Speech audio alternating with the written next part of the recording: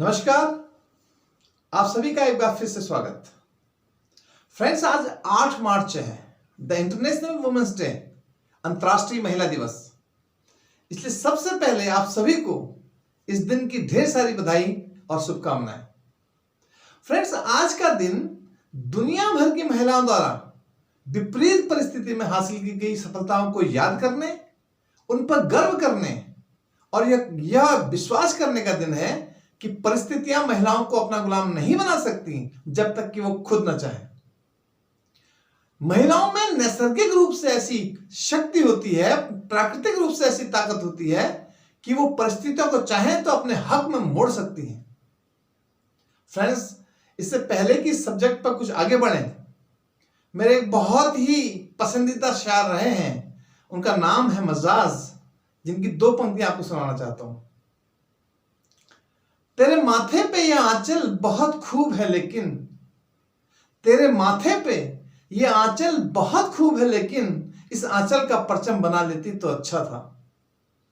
Friends, जब यह शेर लिखा गया था, जितना रेलिवेंट ये तब था उससे कहीं ज्यादा रेलिवेंट ये आज है। और दुनिया की, इस देश की ढेर सारी महिलाओं ने इसको आत्मसात करके दिखा भी दिया है।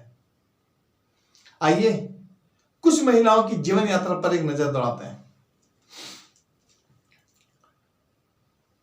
पहचानते तो होंगे, नाम है अरुणिमा सिन्हा।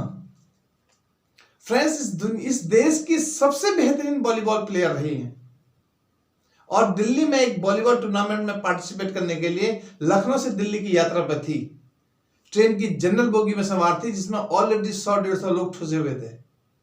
यात्रा के दौरान डकैतों ने ट्रेन पर हमला कर दिया और यात्रियों से लूटपाट मचाने लगे। किसी भी तथाकथित मर्द या पुरुष या औरत, किसी की भी हिम्मत नहीं हुई कि उनका प्रतिरोध कर सके। लेकिन एक खिलाड़ी की नैसर्गिक प्रतिभा होती है, नैसर्गिक चेतना होती है, और उस पर भी ये महिला कि वो परिस्थितियों का मुकाबला करे। उसने डकैतों को चुनौती दी। फल यह हुआ कि डकैतों ने चलती ट्रेन से उसको रात के अंधेरे में नीचे फेंक दिया। दुर्भाग्य यह था कि जिस ट्रैक पर वो गिरी, वहां से एक दूसरी ट्रेन गुजर रही थी, जिससे उसका पैर उसके धड़ से अलग हो गया। सारी रात दर्द से चीखती रही, चिल्लाती रही, कोई मदद करने वाला नहीं था। अगले दिन लोगों ने देखा, हॉस्पिटलाइज किया और फिर कुछ दिनों के बाद एक नकली पैर उस पर लगाना पड़ा। फ्रेंड्स, एक छोटी सी उम्र में, 20-22 साल की उम्र में, एक उछलती, कूदती, खेलती, फांदती लड़की को एक नकली पैर के साथ जिंदा रहना पड़ा। सोचिए परिस्थिति कितनी विपरीत हुई होंगी, कितनी कष्टदायक रही होंगी कि ऐसी स्थिति में ऐसी उम्र की लड़की को जिंदगी भर के लिए नकली पैर के साथ रहना पड़ता है।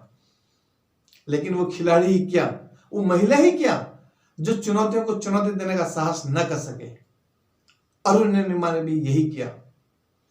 उसने एक ऐसे फील्ड में जाने का निश्चय किया जहां 2 पैर वाले जाने से भी कतराते हैं। इस दुनिया की सबसे ऊंची चोटी माउंट एवरेस्ट को चुनौती देने का साहस किया। और एक दिन वो भी आया जब उसने माउंट एवरेस्ट पर फतह हासिल की, वहां तिरंगा फहराया और अपने आंचल का परचम बना के दिखा दिया। इसी को कहते हैं, पंखों से कुछ नहीं होता, हौसलों से उड़ान होती है। फ्रेंड्स, एक और शेर उसी मेरे अजीज शायर का आपसे दोहराना चाहता हूं। दिले मजरूह को मजरूह तर करने से क्या हासिल, आपके दिल में दर्द है, उसको और बढ़ाने से क्या फायदा है। दिले मजरूह को मजरूह तर करने से क्या हासिल, तू आंसुओं को पोंछ मुस्कुरा लेती तो अच्छा था। फ्रेंड्स, पहचानिए, मेरा दावा है कि आप में से बहुत सारे लोग इसको नहीं पहचानते होंगे। नाम है कैप्टन शालिनी सिंह।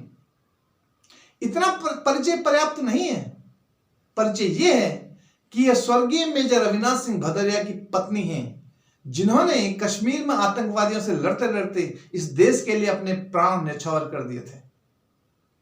जब मेजर भदौरिया की मृत्यु हुई, जब वो शहीद हुए, उस वक्त शालिनी की और उनकी विवाह की शादी के महज 3 वर्ष हुए थे और शालिनी की गोद में एक 2 साल का बेटा था। फ्रेंड्स, 23 साल की एक छोटी सी उम्र में विडो हो जाना इससे ज्यादा विपरीत परिस्थिति और क्या हो सकती थी? किसी को भी तोड़कर रख देने के लिए परिस्थिति काफी थी। लेकिन फिर वो शेर दोहराता हूं, दिले मजरूह को मजरूह तर करने से क्या हासिल, तू आंसुओं को पोंछ मुस्कुरा लेती तो अच्छा था। शालिनी ने अपने आंसू पोंछे, मुस्कुराने की कोशिश की और वही फौज की वर्दी पहनने की शपथ ली जो कभी उसके पति पहनते थे, और अपने पति की शहादत की 1 साल के अंदर अंदर उसने खुद फौज की वर्दी पहन ली और सेना में भर्ती हो गई। उनको यह नौकरी थाली में परोस के नहीं दी गई, बल्कि फौज की कठिन ट्रेनिंग और परीक्षा पास करने के बाद वो इस पद पर पहुंची और कैप्टन का रैंक तक हासिल किया।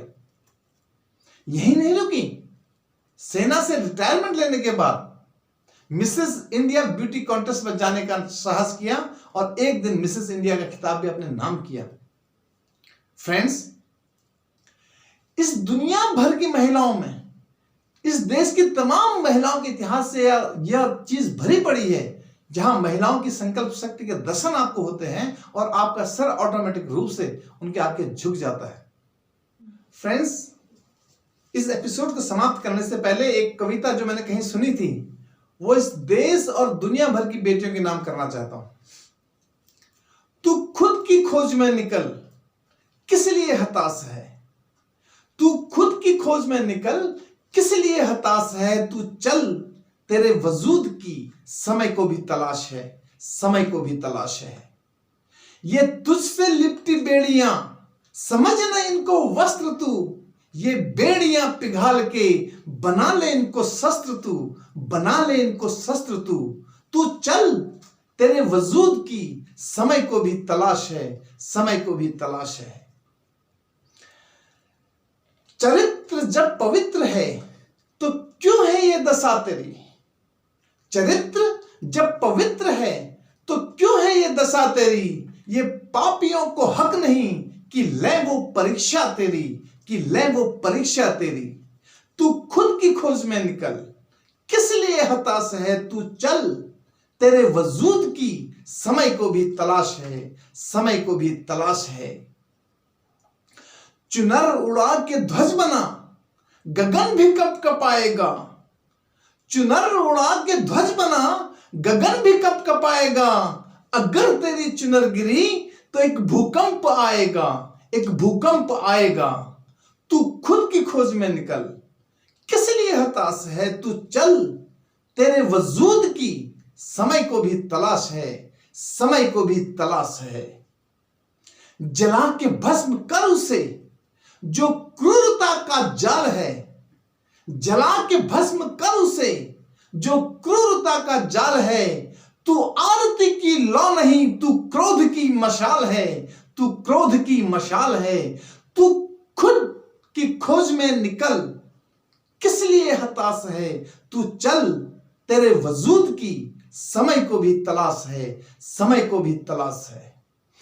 Thanks for watching friends. अगर आपको मेरा यह प्रयास आपके लाइक, शेयर एंड सब्सक्राइब करने के काबिल लगता है तो जरूर जरूर कीजिएगा।